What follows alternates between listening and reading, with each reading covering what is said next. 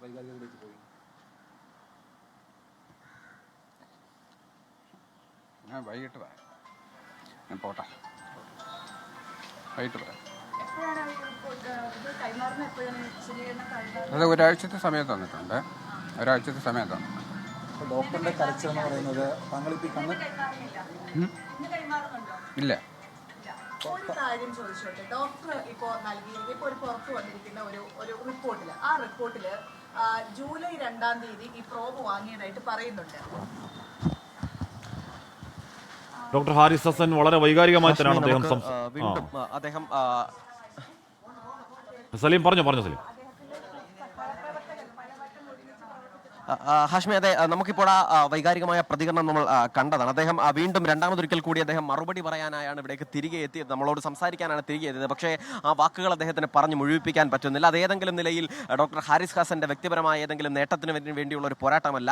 അക്ഷരാർത്ഥത്തിൽ ഒരു സാധാരണ മനുഷ്യൻ, ഒരു സാധാരണ ഡോക്ടർ സാധാരണ മനുഷ്യർക്ക് വേണ്ടി നിലകൊണ്ടതിന്റെ പേരിലാണ് ഇപ്പോൾ അദ്ദേഹത്തിന് ഈ കരയേണ്ടി വരുന്നത്. അതിന്റെ സർക്കാർ സംവിധാനങ്ങൾ, സർക്കാരിൽ വിശ്വസിച്ച സർക്കാരിൽ തന്നെ നീതി കിട്ടുമെന്ന് പ്രതീക്ഷിച്ച് ഏറ്റവും ഒടുവിൽ തനിക്കെതിരെ നടപടിയൊന്നും ഉണ്ടാകില്ല എന്ന് കരുതി അതിന് പിന്നാലെ തന്നെ പകപോക്കലിന്റെ ഏറ്റവും ഒടുവിൽ അദ്ദേഹത്തിന്റെ വൈകാരിക പ്രതികരണങ്ങളാണ് നമ്മൾ കണ്ടത്. അപ്പോഴും ആ പ്രതികരണത്തിന് തൊട്ടു മുൻപും ഏറ്റവും അവസാനവും കേട്ടതൊരു ഇച്ഛാശക്തിയുടെ വാക്കുകളാണ് എന്നുള്ള കാര്യത്തിൽ ഒരു തർക്കവുമില്ല. കാരണം അദ്ദേഹം കരഞ്ഞ് വീടിനകത്തേക്ക് കയറിപ്പോകുന്നതിന് മുമ്പ് തൊട്ടു മുൻപ് പറഞ്ഞത് സാമ്പത്തിക പ്രതിസന്ധി ഉണ്ടോ എന്നറിയില്ല. സാമ്പത്തിക പ്രതിസന്ധി എന്തായാലും സ്ഥാപനത്തിലുണ്ട്. കാരണം ഓഫീസിലൊരു പ്രിന്റർ പോലുമില്ല. മാത്രമല്ല കത്തടിക്കാൻ ഈ പരാതി എന്തുകൊണ്ട് കൊടുത്തില്ല എന്ന് ചോദിച്ചാൽ പരാതി കൊടുത്തിരുന്നു, പക്ഷേ പറയാൻ നാണക്കേടുണ്ട്. പരാതി അടിക്കാനുള്ള പേപ്പർ പോലും സ്വന്തമായി പണം കൊടുത്ത് വാങ്ങിയതാണ്. ഓഫീസിൽ പ്രിന്റർ പോലും ഇല്ല.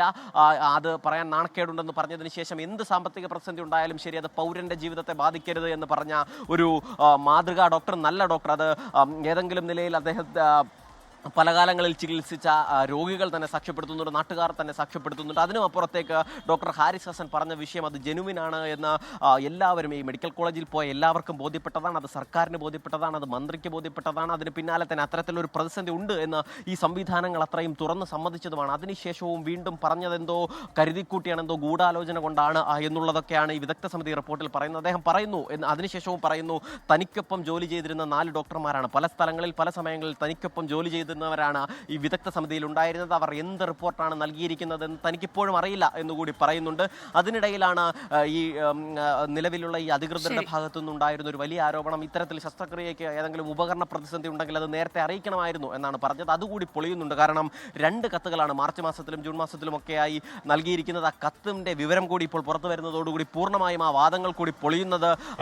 കാരണം കാണിക്കൽ നോട്ടീസ് നൽകിയവർക്കും പകപോക്കാൻ ഇറങ്ങിയവർക്കും മാത്രമേ ഡോക്ടറുടെ ആത്മാർത്ഥത്തിൽ സംശയമുള്ളൂ. ഡോക്ടറെ കാണുന്നവർക്ക്, ഡോക്ടറെ കേൾക്കുന്നവർക്ക്, ഡോക്ടറുടെ ഫേസ്ബുക്ക് പോസ്റ്റുകൾ വായിക്കുന്നവർക്ക്, ഡോക്ടർ ചികിത്സിച്ച രോഗികൾക്കൊന്നും ആ ഡോക്ടറുടെ ജോലിയിലുള്ള പ്രതിബദ്ധതയിൽ, ആത്മാർത്ഥതയിൽ ഒരു തർക്കത്തിൻ്റെ കണിക പോലുമില്ല.